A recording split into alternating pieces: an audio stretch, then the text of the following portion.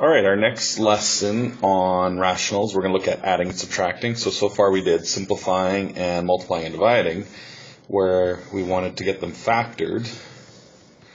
So you get your equations factored as much as you could. And so let's suppose we had these two fractions times each other. We would factor them as much as we could, then we'd cancel our common factors, and that would be it.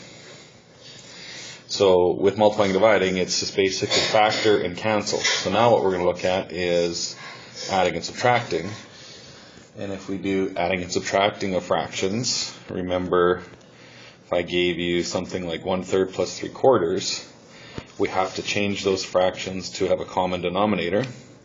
So then we'd multiply the first one by 4, the second one by 3, and then add them up. So once we have the common denominators, then we just simply add the tops, and that's it. So our simplified fraction is just 13/12.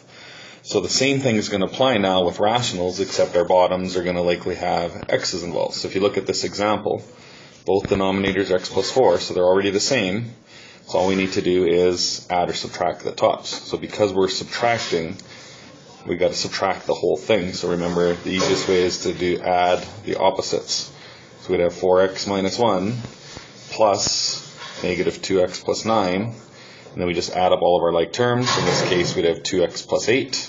And then once we get it down to one fraction, we can kind of go back to what we did for multiplying and dividing. And we can look to see if there's any common factors. So if we take out a 2, we'd have x plus 4 on the top, x plus 4 on the bottom, which would cancel. So our final answer is just 2. And our non-permissibles will be just the bottom terms, which would be negative 4. Okay, so that's the kind of question we're going to do. We're going to start easier than that right now, but that's the method. So just like we do with fractions, first step is make common denominators. So we have to get those fractions to have equal denominators. After that, once your fractions are changed, we just simply add or subtract the tops. Be careful of the negative, right? Subtraction means negative, so you got to switch all of your signs. Add all your like terms together, and then simplify it and state your non-permissibles after that. So let's go through a few examples. We already did a simple one. So these first few we're going to look at are just the denominators already the same. So because our denominator is the same, we can just simply add the tops. So 3 plus 5 would be 8. 8 divided by 4 will reduce to 2. And that's it. So our second one, common denominator is b. That's already done. So we'd have 2a on top minus a minus 1. So be careful of that minus sign. So that'll be 2a minus a plus 1. So that would give us a plus 1 over b. And because we have b on the bottom, we would say non-permissive value of b will be 0. And our second one, we have x plus 4 on the bottom. Add our tops, 2x plus 8. So this is one's like our title page. We can now simplify it by taking out a 2, and we can see the x plus 4s would cancel, so we just get a 2, and x is not equal to negative 4. And our last one here, we have x minus 2 as our denominator, so we add all of our tops. We have x squared plus 3x minus 10, so it doesn't look like we can simplify this one, but we can try to factor the top. So we would have 5 and 2 to add up to 3, so 5 and negative 2. And you can see we have a minus 2 on the bottom, so those would cancel. So our final answer is just x plus 5 over 1, which we don't need to write. And our non-permissible would be 2 from the bottom term. And that's it. So you can see basic ones where the denominators are already the same. Just simply add or subtract the top and then try to simplify. So now when they're not the same, what we have to do is multiply each fraction to make them the same. So you can see in this case, we want our common denominator to be y squared. So that means we'd have to times the bottom by y. Whatever we do on the bottom, we've got to times the top. So this one we'd have 2xy on the top, and 3 on the second fraction, and that's it. So there's no simplifying or anything like that. Our non-permissible would just be y can't be 0. And that's it for that one. Okay. Our second one, you can see our common denominator is going to be a squared b cubed. Okay, so if a squared b cubed is our common, so that second fraction is good. So we just need to times the first one by a and b squared. So we just need to do that on our top as well. So we have 2ab squared for the first fraction, and then subtracting a minus 1.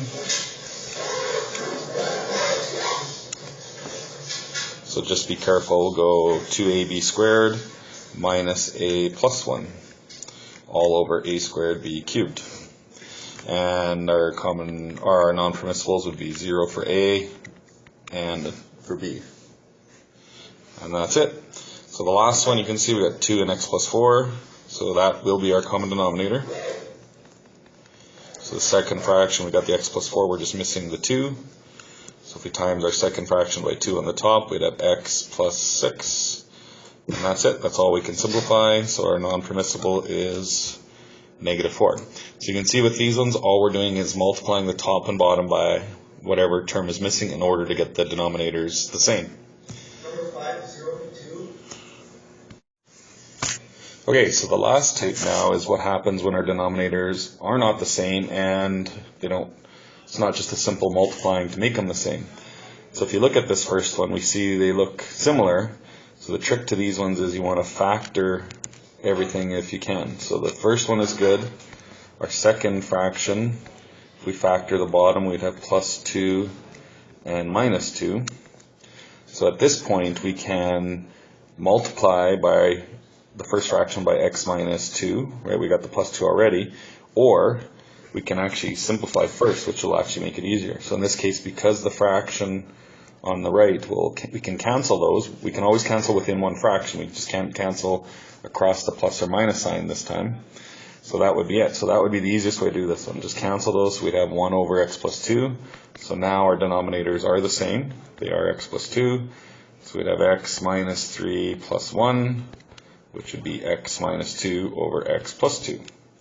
And our non-permissibles would be the 2 and minus 2 from the original factored form. Okay, that's not always going to work. So in this case, if the x minus 2 didn't cancel, so let's suppose on the top we had something like x minus 3 or something like that, then what we'd have to do is we'd look at our common denominator and we'd need an x minus 2 on the top and the bottom to simplify. So we'd have to FOIL out the top and then collect our like terms that way. So that's kind of what our next one's going to look like. So we won't bother doing it for that one. Let's save it for this next one. So the next one, we factor the bottom. We'd have y plus 1 and y minus 1. And you can see our second fraction already has the y plus 1. So all we're missing is the y minus 1. So we times that second fraction by y minus 1. So we should get 4 for the first fraction, 3y minus 3 for the second fraction, and we'd have plus 1 and minus 1 for our denominators. So all we can do is simplify the top. 4 minus 3 is 1, so we'd have 3y plus 1 over y plus 1, y minus 1, and our non-permissibles would be negative 1 and 1. Okay, so that'll be it for that one. So you can see basically with these ones, all we're doing is factoring and then doing common denominators. So the last one will be very similar. We got x minus 1 on top. Our factors on the bottom would be x plus 3 and x minus 2. And then we're subtracting on the bottom, we'll have x plus 3 and x plus 1. So you can see in this case now we're missing our common denominators actually going to be all three of our factors. We have plus 3, minus 2. The second one already has a plus 3, so we got that one, but we're missing the plus 1. So our first fraction, we got everything except for the x plus 1, so we need to multiply that one by x plus 1. And our second fraction, we've got everything but the x minus 2, so we have to multiply that one. So FOIL out the tops. So if we FOIL out x minus 1 times x, that gives us x squared. Then we'd have plus x, minus x, and minus 1. So that's our first one. Let's put that in brackets just to separate it. And then we're going to subtract our second one FOILed out. So that'll be x squared minus 2x, minus 2x again, and plus 4. So now we're going to subtract those tops. So this is where it's, be careful with the minus sign. So let's make that plus. So we have minus, plus, plus, minus. So when we simplify all of that on the top, we have x squared minus x squared, which cancels. We have x minus x cancels. We got 2 plus 2, which would be 4x. and then we have -1 and -4, which would give us -5, and our bottom would stay the same, and we're finished. So that'll be our simplified equation, and our non-permissibles will be -3, 2, and -1. And that's it. So you can see with these harder ones, factor first, figure out your common denominator, multiply your tops by whichever denominator part is missing, and then just simplify. And that's all for this topic.